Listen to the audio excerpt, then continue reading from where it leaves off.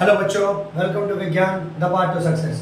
तो कैसे हैं आप सब? लास्ट क्लास में हमने सीरीज एंड पैरेलल से रिलेटेड कुछ क्वेश्चंस को देखा था एंड उससे रिलेटेड हमने एक इक्वेशन को निकाला था कि सीरीज पैरेलल का फार्मूला कैसा होता है एंड क्या होता है। एंड हमने ये भी देखा था कि सीरीज एंड पैरेलल को हम डोमेस्टिक सर्किट में किस तरह से यूज करते हैं।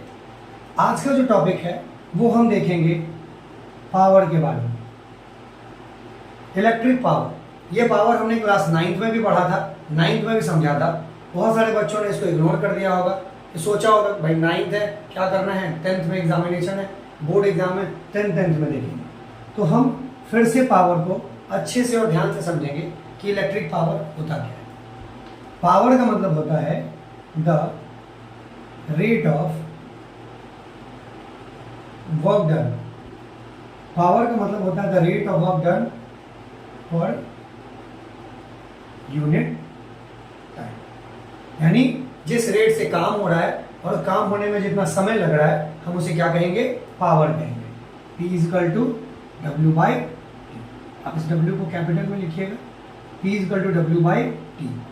ध्यान रखेंगे P is equal to W by T, यानी जितना काम होगा और जितने समय लगेगा उसको क्या कहेंगे, पावर। पावर कंजम्पशन भी होता है, पावर जनरेट भी होता है। ध्यान रखेंगे इस बात का कि जब इलेक्ट्रिसिटी है नहीं और आएगा तो वहाँ क्या हो रहा है, पावर जनरेट हो रहा है। और जहाँ इलेक्ट्रिसिटी है और हम उसका यूटिलाइजेशन करेंगे तब क्या होगा, पावर कंजम्पशन होगा। ठीक है, it is represented by capital P। हमको लिख सकते हैं it is represented by capital P the SI unit of power is what.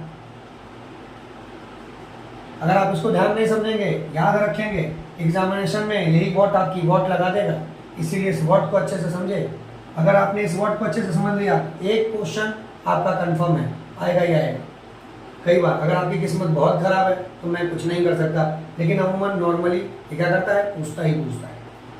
ठीक है, हम पावर को क्या लिख रहे हैं, P is equal to W by T. ठीक है, अब पावर का ऐसा यूनिट तो वॉट है, लेकिन पावर का यूनिट ऑफ पावर तो वर्क का क्या होता है, जूल, एंड टाइम का क्या होता है, second, for joule per second और JS इनवर्स। हमने पावर का पहले डिफाइन देखा कि the rate of work done for unit time and it is represented by P। The SI unit of power is what, P equal to W by T, and the unit of work, ठीक है, power is joule per second, J per second और JS inverse. ठीक है, चलिए अब power के बारे में कुछ समझते हैं ध्यान से, कुछ हटके जो आपकी बुक से थोड़ा सा अलग हो। बुक की चीज़ें तो सभी जानते हैं, बुक से थोड़ा अलग होगा तभी आपको इस वीडियो से रिलेटेड समझ में आएगा कि भाई आपको वीडियो देखने का कुछ बेनिफिट मिला। जैसे अगर लिखा है 9 वॉट या 12 वॉट, अब ये 9 वॉट क्या शो कर रहा है, अप्लायंसेस के ऊपर लिखा रहता है 9 वॉट, 10 वॉट, 12 वॉट, 15 वॉट। अब जब ये 9 वॉट लिखा है, अब ये 9 वॉट क्या कहता है, ये 9 वॉट कहता है कि इसका कंजम्पशन क्या है, और आवर है। ध्यान रखेंगे इस बात कि 9 वॉट जो कह रहा है इसका कंजम्पशन कैसा है, और आवर है। 12 वाट कहता है इसका कंजम्पशन कैसा है, और आवर। तो अब आप जब भी कोई इलेक्ट्रिकल अप्लायंस देखेंगे तो देखेंगे कि ये क्या है, 9 वॉट है, 10 वॉट है, 100 वॉट है, 1000 वॉट है, 220 वॉट है। ठीक है, अब जब भी ये देखेंगे तो आपको क्या समझ में आएगा कि इसका कंजम्पशन, यानी 1 घंटे में इसने कितना पावर कंजम्पशन किया है, 9 वाट का किया है या 12 वाट का कंजम्पशन किया है।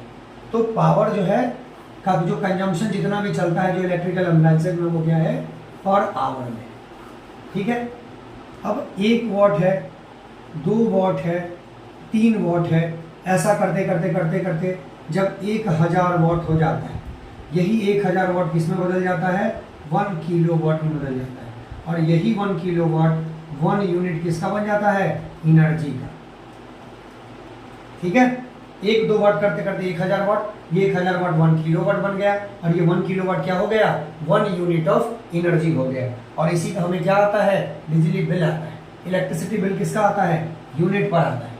आपके घरों में आता होगा 100 यूनिट बिजली का आया है, 200 यूनिट का आया है, 300 यूनिट का आया है। अब ये यूनिट है, तो 300 यूनिट का अगर आपके पास बिजली बिल आया है तो 300 यूनिट में आपको क्या करना होगा, 1000 से मल्टीप्लाई करना होगा।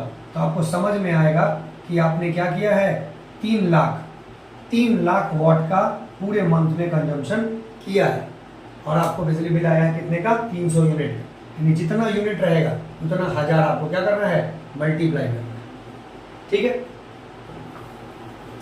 चलिए तो एक क्वेश्चन को लेकर के चलते हैं, जिस क्वेश्चन से आपको समझ में आएगा कि घर में जो बिजली बिल आपका आ रहा है वो किस तरह से कंबाइन है।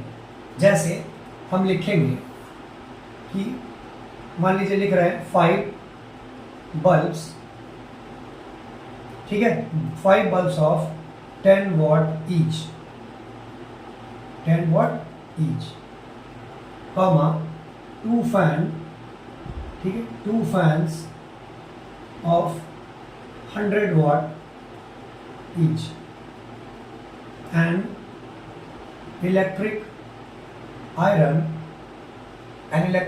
of 1000 watt, उसके बाद and गीजर को छोड़िए, मोटर of 750 watt, ठीक है, 750 वाट, ठीक है, consuming 8 hours per day, 8 hours per day. Find the cost of bill या फिर cost of power consumption, cost of power consumption, cost of power consumption in the month of December and January। ठीक है, हमें power consumption से related क्या निकालना है, cost निकालना है, बिल निकालना है। And the rate is ₹5 per unit. Rupees को क्या दिया गया, 5 पर यूनिट। देखिए मैंने एक अनुमान लगा के, एक इमेजिनेशन पर हमने एजम्पशन ले लिया है, अलग अलग हो सकता है, कहीं कहीं क्वेश्चन आ जाएगा कि 10 वाट के 5 बल्ब्स है, ठीक है, consuming 4 hours per day, fan है 10 आवर्स पर डे, आयरन है 2 आवर्स पर डे, जहाँ जितना आवर रहेगा उस तरह से निकालेंगे। और हमने आपको इजीली समझाने के लिए क्या कर दिया, सबको 8 घंटे का कंजम्पशन दिया। अब हमें सबसे पहले क्या करना है, सबका 1 दिन का कंजम्पशन निकालना है, ठीक है। यानी 8 घंटे अगर हमने सबका कंजम्पशन निकाल दिया तो हम क्या करेंगे, 1 दिन का कंजम्पशन निकालेंगे। तो सबसे पहले 1 डे का निकालते हैं। तो 1 डे का 5 into 10 watt equal to what, 50 watt. 50 watt कितना है, 1 आवर का, ठीक है। उसी तरह से हमारे पास कितना है, 2 फैन है 100 watt, 100 watt equal to 200 watt, same 1 hour. उसके बाद हमारे पास क्या आ गया, electric iron 1 into 1000 equal to 1000 watt, 1 hour. उसके बाद हमारे पास मोटर आ गया, मोटर आ गया 750 वाट, 750 हो गया। उसके बाद हो गया बल्ब, हो गया फैन, हो गया इलेक्ट्रिक आयरन, मोटर, ठीक, 1 2 3 4। अब सबका 1 आवर का कंजम्पशन निकाल सकते हैं। अभी 1 आवर का कंजम्पशन होगा कितना, 50 वाट, एंड 8 आवर्स है तो 1 डे। 1 डे का कंजम्पशन कैसे निकालेंगे, 50 इंटू 8, 50 इंटू 8 इक्वल टू 400, ठीक है। अब इसका निकालेंगे कितना, 200 इंटू 8 इक्वल टू 1600। इसका कितना निकालेंगे, 1000 इंटू 8 इक्वल टू 8000। इसका कितना निकालेंगे, 750 इंटू 8, तो इसका हो जाएगा 0, 8 5 जा 40, 4 और 8 5 जा 8 7 जा 56 और 4 60, 6000। अब ध्यान से समझिए, 1600 एंड 400, 2000, 2000 और 800, 8000, 10,000, 10,000 और 6000, 16,000, 1 डे, ठीक है। Consumption is equal to 16,000, 16,000 watt is equal to 16 unit. Per day. ठीक है, पर डे का कंजम्पशन कितना है 16 यूनिट। आई होप आपने इसको नोट डाउन कर लिया होगा, मैं इसको मिटा रहा हूँ। ठीक है, हमारे पास आ गया 16 यूनिट पर डे। अब जब 16 यूनिट पर डे आ गया तो हमें निकालना किस महीने का है, month of December and January is equal to 31 plus 31 is equal to 62 days. 1 day is equal to कितना है 16 यूनिट। 16,000 है, 1000 में 1 यूनिट होता है, 16,000 में 16 unit. Then 62 day is equal to 16 into 62। अब 16 इंटू 62 कैसे निकालेंगे, तो 62 को 16 से मल्टीप्लाई कर दीजिए, 12, 37 एंड 62, 2, 9 और 9, यानी total is equal to 992 unit. ठीक है, price for 1 unit is equal to ₹5। then price for 992 unit is equal to 992 into 5, 5 2s are 10, 9 45, 1 46, 45 और 4 49, यानी 4,960 रुपीज का आपको क्या मिलेगा, इलेक्ट्रिसिटी का बिल मिलेगा 2 महीने का। क्लियर है। अब आपको इलेक्ट्रिसिटी का बिल निकालने में कोई दिक्कत नहीं होना चाहिए। कभी कभी इससे भी एक क्वेश्चन पूछ देता है, आप इसको ध्यान रखेंगे। वैसे ये नॉमिनल कभी कभी रेयर केस में ही पूछेगा, लेकिन अगर आपसे पूछ दिया तो ये आपके लिए वरदान है। आप इजीली इसको सॉल्व करेंगे और आपके पास मार्क्स मिलेगा। ठीक है, अब अगर आप इसी को जूल में कन्वर्ट करेंगे, तो 36 लाख आ जाता है। 3.6 इंटू 10⁶ आ जाता है जूल का, एनर्जी में कन्वर्ट करेंगे। ठीक है, चलिए अब आगे देखते हैं। अब आगे हमें देखना है पावर के फार्मूलेज, जो फार्मूला है हम उसको देखें। ठीक है, सबसे पहले हमारे पास क्या फार्मूला है, P = W/T। पुराने जितने भी फार्मूले हैं अगर आपने मेमोराइज नहीं किया है, नहीं समझा है, ये पावर आपको समझ में बिल्कुल नहीं आएगी। तो आप एक एक चीज को समझेंगे। P = W/T है, ध्यान से। Question number 1, we know W होता है V इंटू क्यू। W क्या होता है, V into Q. Equation number 2, we know Q होता है I into T। Question number 3, put 3 into, ठीक है, 3 को किसमें पुट करेंगे, 2 में पुट करेंगे, तो W क्या हो जाएगा, V into I into T। ये क्वेश्चन नंबर 4, अब 4 को किसमें पुट कर दीजिए, डायरेक्ट 1 में, पुट 4 in 1। जैसे ही 4 को 1 में पुट करेंगे तो क्या हो जाएगा, P = V into I into T divided by T. T से टी कट गया, पावर का क्या फार्मूला आ गया, V इंटू आई। ये पावर का आपके पास क्या फार्मूला निकल गया, दूसरा फार्मूला निकल गया, और ये सबसे इंपॉर्टेंट फार्मूला है। अब इसी के बेसिस पर पावर के और भी फार्मूले निकले, ध्यान से समझिए। हमने क्या किया, P = W/T और W = V into Q। Potential difference का फार्मूला याद कीजिए, V = W/Q होता था, तो W क्या हो गया, V इंटू Q। फिर हमने करंट का फार्मूला निकाला था, पहला करंट का formula I = Q/T, then Q = I into T। हमने क्या किया, 3 को 2 में पुट कर दिया तो V into I into T हो गया, और W का फार्मूला हमने क्या पुट कर दिया, फर्स्ट में पुट कर दिया। हमारे पास क्या मिल गया, V इंटू I। चलिए ठीक है, मिटा दें। ओके,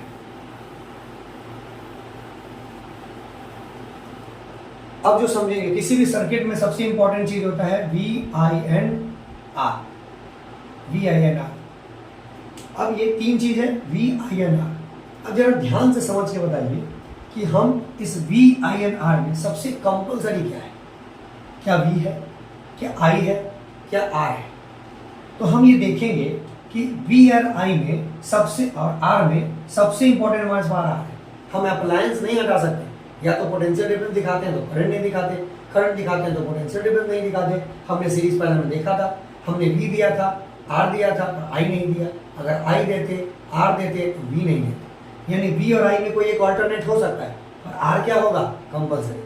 तो हम क्या करेंगे, बारी बारी से किसी न किसी एक को लेंगे और किसी न किसी एक को गायब करेंगे। ठीक है, तो चलिए सबसे पहले के इन सिनेरियो में क्या करते हैं, आई एंड आर को लेकर के चलते हैं। ठीक है, आई एंड आर को लेकर के चलते हैं। तो हमारे पास फार्मूला है, we know that P equal to का क्या मिला है, वी इंटू आई। अब देखिए वी और आई है, और हमारे पास क्या है, आई एंड आर है, यानी सिर्फ आई है। तो वी को अगर गायब करना हो, सिर्फ आई है और वी भी यहाँ पर है, तो वी को हमको गायब करना होगा। तो जब वी को गायब करना हो तो क्या करना होगा, वी के फार्मूले को रख दीजिए, वी का वैल्यू गायब हो जाए। जैसे again we know that V is equal to I R, equation 1 मान लीजिए, इक्वेशन 2 मान लीजिए, 2 को 1 में पुट कर दीजिए, पुट 2 इन 1। जैसे ही 2 को 1 में पुट करेंगे तो पी इज इक्वल टू क्या हो जाएगा, I into R into I, P is equal to I square R. ये एक फार्मूला हो गया। हमने कुछ भी नहीं किया, आई और आर है, क्या गायब है इसमें, वी गायब है। तो हम क्या करेंगे, वी का फार्मूला रख देंगे, वी तो क्या आ जाएगा, आई और आर के टर्म में, वी गायब हो गया। सेम उसी तरह से नेक्स्ट में पॉइंट में क्या करेंगे, हम आई और आर को हटा करके क्या करेंगे, अब आई की जगह क्या डालेंगे, वी डालेंगे। ठीक है, वी डालेंगे। अब क्या करेंगे, वी एंड आर के टर्म में चलेंगे। अब वी एंड आर के टर्म में चलेंगे तो हमारे पास क्या है, P equal to V into I. अब क्या नहीं है हमारे पास, आई नहीं है, फिर क्या करेंगे, आई का फॉर्मूला डालेंगे, we know that I equal to क्या होता है, वी बाई आर। याद करें, I equal to Q by D नहीं डालिएगा, क्योंकि यहाँ किस टर्म में चल रहा है, आई वी एंड आर के टर्म में। तो जो भी फॉर्मूला हम डालेंगे आई वी एंड आर के टर्म में, I equal to V by R आ गया। हम पुट 2 इन 1, पुट 2 इन 1, तो क्या हो जाएगा, P equal to V into V by R. ठीक है, therefore P equal to V square by R. ये एक और फार्मूला मिल गया। तो फार्मूला कितना देखा आपने, P equal to W by T, P equal to V into I, P equal to I square R and P equal to V square by R. P equal to देखा W by T, P equal to देखा आपने V into I, P equal to देखा आपने I square R, P equal to देखा आपने we square by R. ये 4 formula आपने देखा। अब आपका तो दिमाग घूम जाएगा भाई कि एक तो एक फार्मूला नहीं याद होता है, ये एक ही पावर के 4 फार्मूले हैं, गजब बेइज्जती हो रही है, दिमाग का दही हो रहा है, कैसे समझेंगे। तो इतना सिंपल समझने का है। देखिए आपको क्या करना है, क्वेश्चन को देखना है और गिवन लिखना है। जैसे ही आपने गिवन लिखा और गिवन के साथ क्या कराना है, इन चारों के साथ मैच कराना है। देखिए सब एक दूसरे से डिफरेंट है, यहाँ वी आई है आर नहीं है, यहाँ आई आर है वी नहीं है, यहाँ वी आर है आई नहीं है। तो जब भी वी और आर दे या आर और पी दे, वी पूछे ये फार्मूला, आई और आर दे वी नहीं है, पी पूछे ये फार्मूला, वी और आई दे पी पूछे आर नहीं है तो ये फार्मूला, और वर्क डन देगा तो ये फार्मूला है ही। तो आप चीज़ों को बहुत ज़्यादा लोड में मत लीजिएगा, आराम से समझेंगे, क्लियरली समझेंगे तो हर एक डेटा आपको समझ में आएगा। ठीक है, कोई दिक्कत, मिटा दे। चलिए अब जो आपका मेन टॉपिक, जो सबसे लास्ट टॉपिक आता है, वैसे सारे टॉपिक्स तो मेन ही है, मैं बार बार मेन टॉपिक कह रहा हूँ, सारे टॉपिक्स आपके लिए मेन ही है। तो जो सबसे आखिरी टॉपिक है वो आता है heating effect of electric current. यानी जब वायर में करंट दौड़े तो जब करंट दौड़ेगा तो इसके अंदर इलेक्ट्रॉन है, ये इलेक्ट्रॉन अपोज करेगा, अपोज करने से टेम्परेचर बढ़ेगा, टेम्परेचर बढ़ने से रेसिस्टेंस बढ़ेगा, और रेसिस्टेंस बढ़ रहा है यानी टेम्परेचर बढ़ा तो क्या बढ़ रहा है, हीट बढ़ रहा है। ठीक है, और ये हीट किसके कारण आ रहा है, इलेक्ट्रिक करंट के कारण। इसीलिए कह रहा है ये हीट का है, अपना इफेक्ट छोड़ेगा। तो कह रहा है कि हीटिंग इफेक्ट यानी हीट का इफेक्ट है किसके कारण, इलेक्ट्रिक करंट के कारण। और यही हीटिंग इफेक्ट बहुत ज़्यादा हो जाता है, शॉर्ट सर्किट हो जाता है, जो आपको नेक्स्ट चैप्टर में पढ़ना है। अब heating effect of electric current, तो हमने देखा है P equal to W by T, तो हम W इक्वल टू क्या लिख सकते हैं, P इंटू टी। यही काम होगा तो क्या मिलेगा, एनर्जी मिलेगा, और यही एनर्जी किस में बदल जाएगा, हीट में बदल जाएगा। ध्यान रखें, यही एनर्जी किस में बदल जाएगा, हीट में बदल जाएगा। हमारे पास पावर के कितने फार्मूले हैं, 4 फार्मूले। आपके बुक में किसी एक फार्मूले पर शो करके आपको दिखा दिया गया होगा आई स्क्वायर आर टी, जो पावर का फार्मूला होता है, सॉरी हीट का फार्मूला होता है H equal to I square R T. मैं आपको चारों के चारों फार्मूले से पुट करके वैल्यू निकाल के बताऊंगा आई स्क्वायर आर टी। आप बस ध्यान से समझते रहें। अगर कोई पर्सन आपसे पूछेगा कि कृपया आई स्क्वायर आर टी प्रूफ कीजिए, तो आपके पास स्ट्रॉन्ग पॉइंट रहेगा, मतलब कौन से फार्मूले से प्रूफ चाहते हैं ये बताइए। पावर के कौन से फार्मूले से चाहते हैं? डब्ल्यू बाई टी से, वी इंटू आई से, आई स्क्वायर आर से, वी स्क्वायर बाई आर से। और ये अभी आप इजीली समझेंगे खुद ही। चलिए अब हम देखते हैं। सबसे पहले हम लिखते हैं P equal to W by T. ठीक है, मैं यहाँ पर अब इक्वेशन नंबर 1 2 3 4 5 नहीं लिखूंगा, टाइम वेस्ट नहीं करूंगा आपका। मुझे मतलब है आपके समझाने से, आपको कोई प्रूफ नहीं आने वाला है। P equal to W by T, ठीक है। देन W इक्वल टू क्या होता है? V इंटू फिर V इक्वल टू क्या होता है? I R, and Q equal to क्या होता है? I T. इस दोनों वैल्यू, मान लीजिए 1 2 है, इस दोनों वैल्यू को इस 3 में पुट कर सकते हैं। जब पुट करेंगे तो W इक्वल टू क्या हो जाएगा? I square R T. ठीक है, I square R T W equal to आ गया। अब इस वैल्यू को डायरेक्ट हम किस में पुट कर देंगे? इस पावर वाले में। तो पावर इक्वल टू क्या हो जाएगा? I square R T divided by T, cut गया। ठीक है, यानी P इक्वल टू हमारे पास क्या मिल गया? I square R. अब H इक्वल टू क्या फार्मूला है? P into T. अब P का वैल्यू रखिए, H इक्वल टू क्या मिल गया? I square R T. तो दिक्कत फिर से समझेंगे। P equal to W by T है, तो W equal to V into Q, अभी जस्ट हमने देखा था। तो V इक्वल टू क्या होता है? आई आर, और Q इक्वल टू क्या होता है? I T. अब इस दोनों का वैल्यू इसमें रख दीजिए। आई स्क्वायर आर टी हो गया, आई आर और I T, I square R T. I square R T को इस डब्ल्यू बाई टी पर रख दीजिए। तो आई स्क्वायर आर टी है, इसमें टी और टी है, कट गया, तो आई स्क्वायर आर मिल गया। यहाँ टी पहले से है, आई स्क्वायर आर टी। तो दिक्कत चलिए लिख लिया आपने, मिटा दें। चलिए अब आगे बढ़ते हैं। अब बढ़ते हैं दूसरे तरीके। P equal to V into I, P equal to V into I. फिर हमारे पास मिल गया V इक्वल टू क्या मिल गया? I R. Therefore P equal to क्या मिल गया? I square R. तो इसको इसमें पुट करेंगे, फिर आई स्क्वायर आर मिल गया। देन H इक्वल टू क्या होता है? P into T. Then H equal to क्या हो गया? I square R T. तो दिक्कत, आप अपने सिस्टमेटिक अरेंजमेंट के लिए आप इसको वैल्यू लिखेंगे। अगर मैं इसको लिखने जाऊँगा वीडियो 1 घंटे का हो जाएगा, तो बहुत ज़्यादा टाइम कंजम्पशन लगेगा। तो आप कम से कम समय में ज़्यादा से ज़्यादा समझें, क्योंकि आपका हमारा काम है आपको कॉन्सेप्ट समझाना, आपका काम कॉन्सेप्ट समझना, और आपका काम है ज़्यादा से ज़्यादा क्वेश्चंस को सॉल्व करना। P equal to V into I, तो V इक्वल टू क्या हो गया? I R. इसको इस वैल्यू में पुट कर दीजिए। तो P equal to I square R, H equal to P into T. Then P का वैल्यू क्या हो गया? I square R T. Clear है? चलिए थर्ड इक्वेशन को, यानी थर्ड फॉर्मूले को किसी सबूत की जरूरत नहीं है। P इक्वल टू खुद ही आई स्क्वायर आर होता है। P इक्वल टू क्या होता है? आई स्क्वायर आर होता है। H इक्वल टू क्या होता है? P into T. और अभी दो फार्मूले में हमने क्या निकाला है? P equal to I square R. इसको इसमें पुट करेंगे तो आई स्क्वायर आर टी आ जाएगा। जो लास्ट है वो है P equal to V square by R. ठीक है, अब फिर हम पुट करेंगे V equal to I R. अब पुट करेंगे इसको तो क्या होगा? P equal to I square R square divided by R. ध्यान से देखें, फिर से आई स्क्वायर आर आ गया। P इक्वल टू क्या आ गया? I square R. देन इसको पुट करेंगे H equal to P into T में। देयरफॉर H इक्वल टू क्या हो जाएगा? I square R T. तो हमने देखा कि हीट का कोई भी फार्मूला को किसी भी वे में पावर के फार्मूला से पुट कीजिए, मिक्स कीजिए, मिलाइए और आगे जाके वैल्यू को पुट कीजिए। आंसर क्या आना है? I square R T. यानी जब करंट, रेसिस्टेंस एंड टाइम दिया रहेगा तब क्या निकालेंगे? हम हीट निकालेंगे। आई होप आपको ये power topic and heating effect topic easily समझ में आ गया हो। अगर आपको वीडियो पसंद आ रहा हो तो वीडियो को सब्सक्राइब करना बिल्कुल ना भूलें। ये जो नीचे लाल बटन है ये सिर्फ देखने के लिए नहीं है, इसे प्रेस करने के लिए, ताकि आप मुझे सपोर्ट करें, ज़्यादा से ज़्यादा लोगों तक पहुँचे। उसके लिए आप क्या करें? शेयर करें। ज़्यादा से ज़्यादा शेयर करेंगे, लोगों तक पहुँचेगा। और जो स्टूडेंट्स इन टॉपिक्स में, हो सकता है वो सिर्फ एक फार्मूले के लिए देख रहे हो सकता है कि वो इस फार्मूले को सही से जान नहीं रहे हो, उन तक ये वीडियो पहुंचे और वो एक नहीं 4 तरीके से प्रूफ करें। और आपकी तरह भी वो क्या कर सके, नॉलेजेबल बन सके। तो ज़्यादा से ज़्यादा वीडियो को शेयर करें, लाइक करें एंड सब्सक्राइब करना तो बिल्कुल ना भूलें।